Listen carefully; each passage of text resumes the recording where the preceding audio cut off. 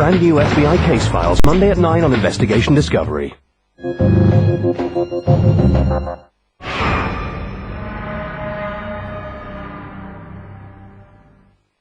Matt and April continued to redecorate the old house they'd bought, even after moving in.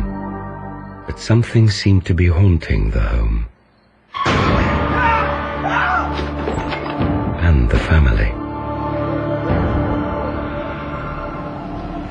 At her wit's end, April arranged for her two sons to be looked after by her mother. Grandma! Hi, sweetheart. Oh, hey, sweetie. How you doing?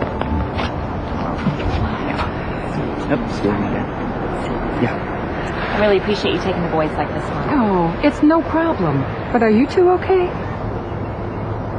It's always stressful moving into a new house.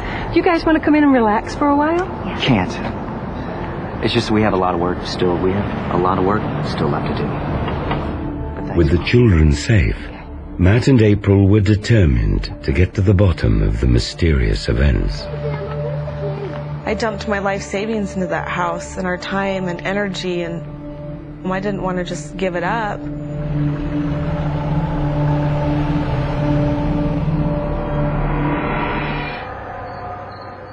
Matt and April began to research accounts of hauntings and the paranormal. Hey, it says here that if you command them to leave and go to the light, that they will. You just have to burn the sage, which evidently neutralizes their spirit or something. Are you sure you want to do this by yourself? We're a very strong couple, and I've always believed that love can conquer anything, and I knew that we could solve this somehow. Look, just go to work. Don't worry about it, and I'll call you later, okay? I wasn't going to be driven out. It almost became a personal war between me and that house. I was going to fight it all the way. April had already gotten sage. People had said that sage is very spiritual. Sage could neutralize the energy of a house. I saged that house from top to bottom.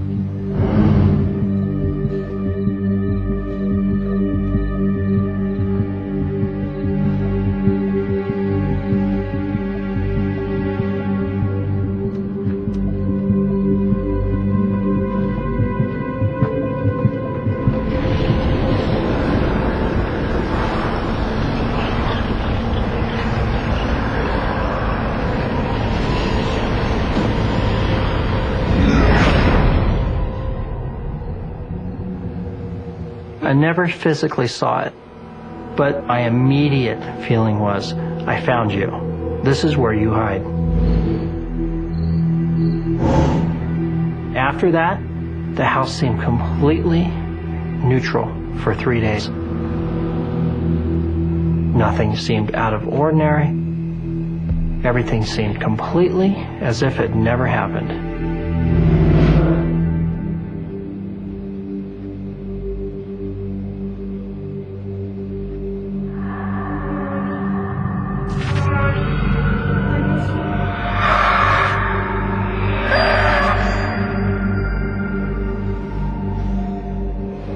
I think Brian's having a nightmare. Maybe you're dreaming Brian's at your mom's.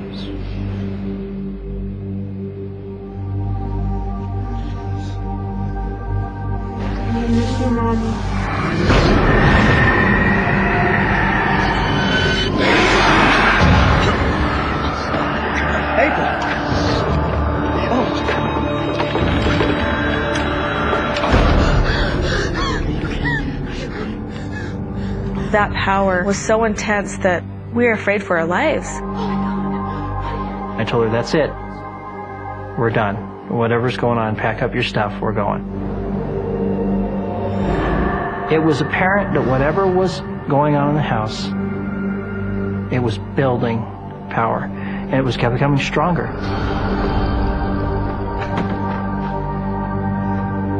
Matt and April checked into a hotel while they worked out their next move. April, hey, baby, honey. Sorry. What'd you say? I don't know what else to do.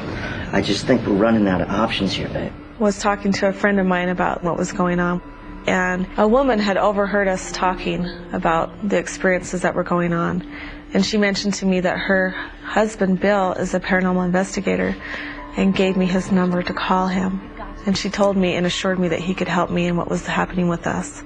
We need professional help.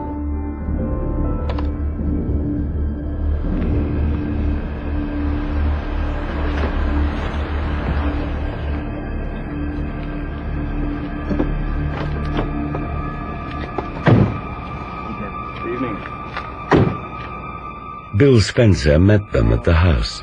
Bill, Jeremy. My initial impression was skeptical, but when I met him in person, I got a sense of professionalism from him. They were very scientific. Well, it's nice to meet you both. Yeah, here's It's the key. Thank you. And we're going to do everything we can to help you out. Yeah, pretty excited to be here. We're looking for the most objective evidence that we can gather to either prove or disprove the paranormal activity that's been reported.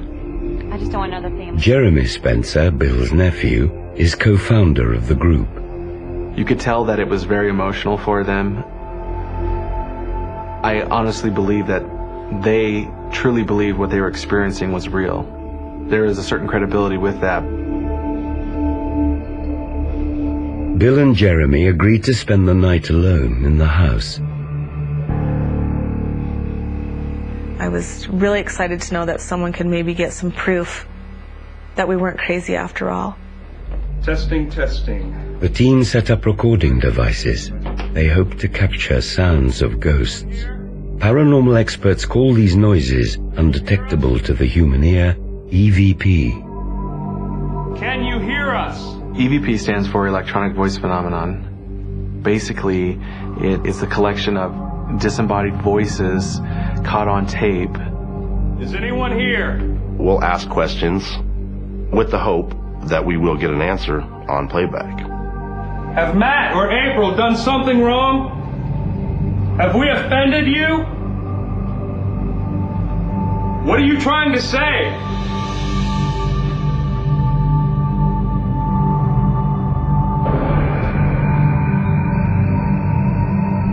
After several visits to the house, the Spencers were ready to share their findings. Come on in. Well, I almost feel a little nervous. Don't be. This is the second half of the process. First, we did the recordings on site. Then we bring them back here and we process them. So, do you have EVP? Unquestionably. We received well over 100 EVPs, which is an extraordinary amount for any one location. It's the most we've ever gotten anywhere. In fact, we've never encountered anything like this before. Testing. Is anyone here? Can you hear us?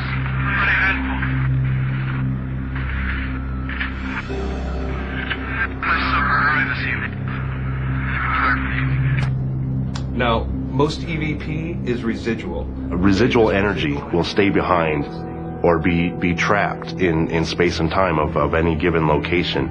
There's no consciousness there, it's just an image caught in time. Stuck in space. Now, the other kind of EVPs, they're actually conscious. You ask them a question and they're going to answer. Have we offended you? The other half of those EVPs seem to be conscious that they actually respond to our questions. Have Matt or April done something wrong? There was a definite strong male voice, and there was a fairly clear, I want you out of here. Why are you doing this? What did we do? I felt very frightened because it was directed at us. Did you hear the voice of a little boy?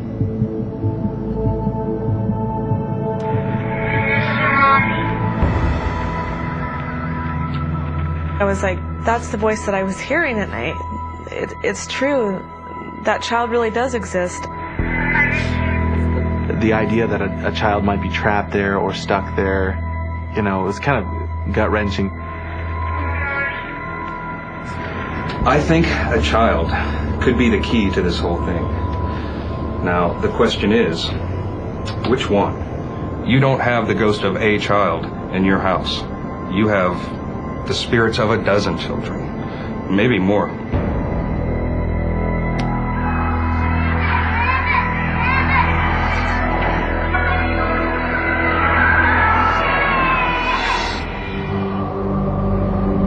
In the days that followed, April searched for a new house, but she and Matt could not bring themselves to sell the old one. We're afraid that another family might experience the same thing that we did, and we could just never forgive ourselves for that. We contacted a real estate agent and told her the problems that we were having in the house. She mentioned to us this woman, Debbie.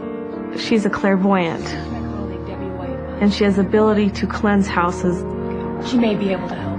Here's her card. So she gave me Debbie's number to contact her and see what she could do to help me. Debbie White agreed to investigate the house. She was an estate agent, claiming to have a special gift. I found that I have this ability to read things and to perceive people in the room that have passed on. And with my real estate career, I've been involved in several homes wherein I would walk into the home and find that there were, in fact, ghosts or other beings within the house, and be able to help them to leave or to move on.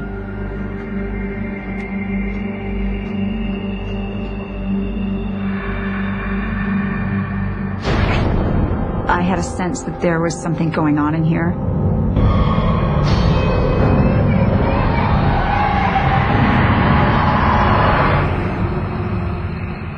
The next day, Debbie met with April and Matt to discuss her findings. Thank you.